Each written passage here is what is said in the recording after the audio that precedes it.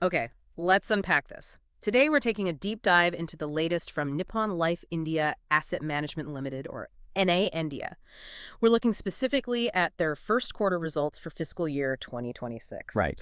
And this isn't just about, crunching numbers. It's really about understanding the bigger picture, the forces shaping India's mutual fund industry. It's evolving so fast, Mhm. and how a major player like NA India is navigating it, thriving, actually. Exactly. And what's great is we have a lot to go on their official investor presentation, the earnings call transcript, board meeting notes, a really comprehensive view. So we can pull out the key nuggets, help you see not just what happened, but maybe more importantly, why it matters for India's financial growth story. Okay, good. So let's start with that big picture then.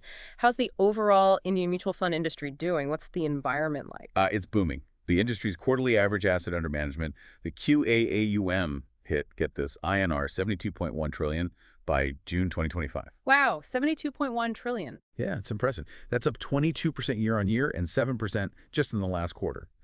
And we're also seeing more money flowing into equity. Equity assets are now up 56.6% of the total AUM. Which signals pretty strong investor confidence, right? Definitely. People are feeling positive about the market. And here's something I find really interesting. A lot of this growth, it's coming from individual investors, right? Through SIPs, the systematic investment plans. The numbers are just huge, aren't they? Oh, absolutely incredible. Monthly SIP flows. They hit an all-time high in June 2025, INR 273 billion. 273 billion in 1 month. In 1 month. That's up 28% from the year before. And the number of SIP accounts, the folios, also jumped up 29% year on year to 86 million. 86 million active SIPs. It's massive. But, and this is key if you connect this to the bigger picture, despite all this growth, mutual fund penetration in India is still, well, pretty low. We're talking maybe 4% of the population. Right. Compare that globally. India's MFAUM is about 18–20% of GDP, while the world average is closer to 66%. Right. So even with this boom, there's still this huge untapped potential, a massive runway for growth, as you say. Exactly. Immense potential. So what's driving it? What are the key factors making India such fertile ground right now? Well, there are several kind of key enablers working together. First, you've got robust economic growth. India is the fourth largest economy, heading for third by 2030, with really strong GDP growth. Solid foundation. Definitely. Second is this trend called financialization of savings. People are moving money from, say, gold or property into financial assets like funds and stocks. You see it in the number of demat accounts. They've grown 5 times in 5 years. 5 times, wow. Yeah. Third, the demographics are just fantastic. About 60% of the population is working age. That's a huge pool of potential savers and investors. A demographic dividend, essentially. Precisely. Fourth, there's much better awareness now. AMFI and others have done a lot of investor education, reaching millions through different media. Making investing less intimidating. Right. And finally, accessibility. Smartphones are everywhere, expected to hit 96% penetration by 2040. And UPI, the payment system, it's exploded. Transactions growing 72% annually. So it's just super easy to invest now, even small amounts. Incredibly easy. All these factors are creating this perfect storm for growth. Okay, so that's the backdrop, this really dynamic, high-growth industry. Now let's zoom in on Nippon Life India Asset Management, NA India. How did they actually do in Q1? Did they capitalize? They really did. It was a standout quarter for them. They reported their highest ever quarterly operating profit, INR 3.78 billion. Highest ever. Yep, and also their highest ever profit after tax at INR 3.96 billion. That's up 23% year on year for operating profit and 19% for the net profit. Those are strong numbers. It shows they're not just riding the wave, they're managing their business efficiently, too. Absolutely. They're scaling effectively. And how are they stacking up against competitors? It's a crowded market. That's a really important point. They held their rank as the fourth largest AMC overall, and by equity assets, too. But significantly, they are the #1 non-bank sponsored and foreign-owned AMC in India. Okay, what does that really mean, being #1 in that category? It means they're competing effectively against the big bank-backed players. It suggests they have maybe more agility or a specific appeal. And they were actually the fastest growing among the top 10 AMCs last quarter. Fastest growing. Yeah, they had the highest quarter-on-quarter increase in AUM market share across the whole industry. Their overall market share climbed to 8.49%, the highest it's been since 2019. Equity shares at 7.04%. Okay, so gaining ground. What about their connection with actual investors? How many people trust them with their money? This is quite remarkable. They have the largest unique investor base in the entire industry. Yeah. 21.2 million unique investors. 21.2 million. Yeah. They actually say over 1 in every 3 mutual fund investors in India invest with them. 1 in 3. That's incredible reach. It really is. And it speaks to trust because they also have one of the lowest investor complaint ratios among the top AMCs. So people seem happy. Good customer service, operational strength. Okay.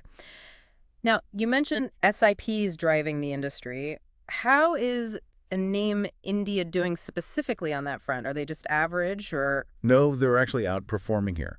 Their quarterly systematic flows, so money coming in via SIPs jumped 30% year on year. 30%, higher than the overall SIP growth. Yeah, higher than the industry's 28% SIP flow growth. It hit INR 97.7 billion for the quarter.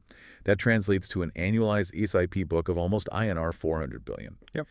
Their SIP market share was just over 10% in June. Okay. But here's the really strong part, I think. The longevity of their SIPs. 52% of their SIP accounts keep going for over 5 years. 52%. Compared to what for the industry? The industry average is just 11%. Wow, that's a huge difference. So their investors are sticking around for the long haul. That provides a lot of stability, I imagine. Incredible stability. It's a really sticky asset base. Now, we did hear some chatter, you mentioned it earlier, about SIP folios declining. What was that about? Did it affect them?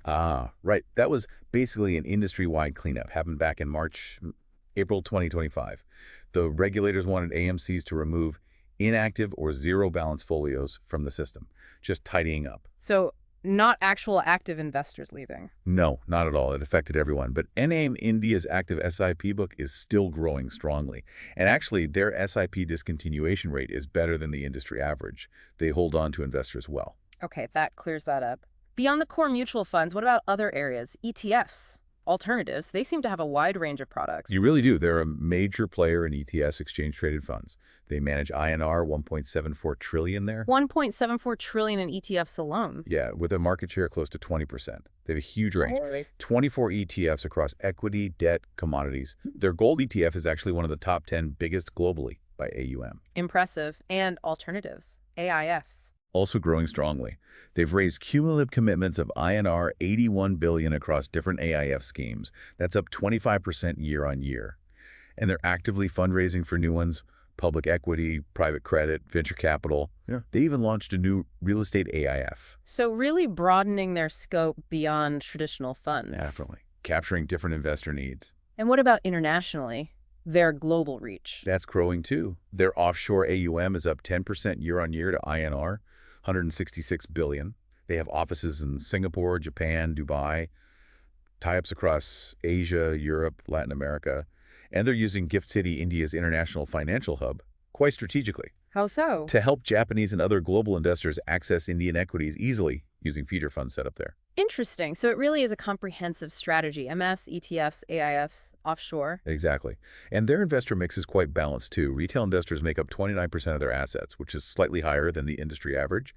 And they're gaining traction with high net worth individuals, the H&I segment as well. Okay, so how are they making all this happen? Let's talk strategy. Digital seems key these days. Oh, absolutely crucial. Their strong digital presence, as they call it, is a big enabler. Digital transactions purchases. New SIPs surged 27% year on year in Q1. And here's the kicker. Digital channels accounted for 75% of all their new purchase and SIP transactions. 3/4 coming through digital. That's huge. It is. And they're specifically targeting younger investors, Gen Z. They talk about pioneering content design initiatives like, get this, InvestBay. InvestBay. Okay, that's certainly memorable. Clearly going after that younger, digitally native audience. It shows how marketing is changing. It really does. You have to meet investors where they are. Right. Beyond the tech, what about the people, the investment team? Very strong, very experienced. 75 members, about 1,000 years of cumulative experience. The chief investment officers have been there, on average, over 21 years. Wow, that's serious tenure. Stability at the top. Exactly. And they use this PDCA approach plan, Do, Check, Act. It's a continuous improvement cycle for how they build portfolios and manage risk. Very systematic. Okay. Now, you mentioned earlier these special investment funds, or SEFs. What's the deal there? Is it just another product? They're actually positioning it as a distinct new business vertical, not just another fund type. Whole new vertical. Yeah. They're investing in a dedicated team, led by a well-known industry veteran, Andrew Holland. The idea is to build out specialized strategies, leveraging their internal research where they can. So a long-term strategic play into more niche areas. Seems like it, moving beyond the mainstream. Got it. Shifting to the financials, again, the nuts and bolts, there's talk about yields, commissions. Can you explain blended yield and telescopic pricing? Sure. So the blended yield in Q1 was 36 basis points, or 0.36% of AUM. That's the overall fee they earn. Now, this yield might dip slightly over time, maybe 2-3 basis points a year. Yeah. That's often due to telescopic pricing. Telescopic, like looking through a telescope. Sort of. Think of it like a volume discount. As their total AUM gets really big, the percentage fee they charge on subsequent chunks of assets might get slightly lower. It's pretty standard in asset management. It's a volume game. Okay, makes sense. Economies of scale. What about distributor commissions? They mentioned they've rationalized commissions for about 45% of their equity AUM, basically managing costs. And they review this constantly based on the market. Right. So beyond the financials, what about their wider impact? Responsible growth, ESG. They're quite active here. Became a UNPII signatory back in 2021, committing to responsible investment principles. They've invested significantly in green infrastructure like a INR 500 core LEED certified corporate office. They ensure 100% responsible e-waste disposal. That's good to hear. Yeah, and they're focused on gender diversity, aiming for full alignment with SEBI's ESG reporting standards by 2026. Plus, they put INR 188 million into CSR initiatives last year.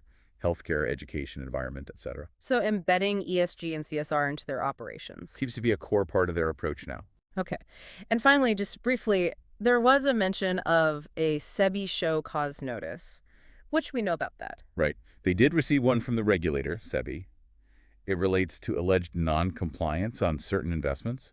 However, the company stated that based on their own assessment and legal advice, they believe they are compliant with the guidelines. They're engaging with SEBI on it. And no financial impact booked for it? Correct. No provisions made in the Q1 results. Okay.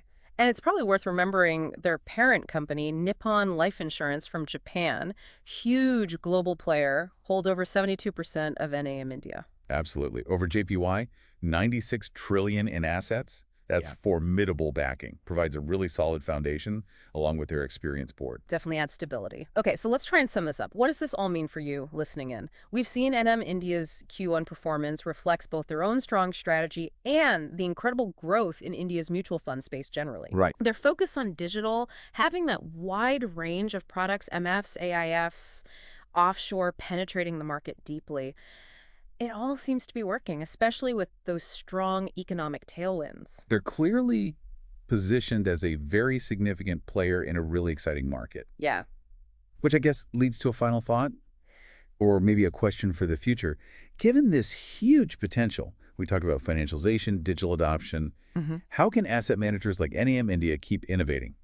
How do they effectively bring in the next wave of millions of investors, especially maybe those outside the big cities? What do those products and channels look like? That's the big challenge, isn't it? Reaching that next tier of investors. It's a fascinating question to consider and definitely something we'll keep watching. We hope this deep dive gave you some valuable insights, maybe some surprising facts to think about. Thanks for joining us today, and we look forward to our next deep dive with you.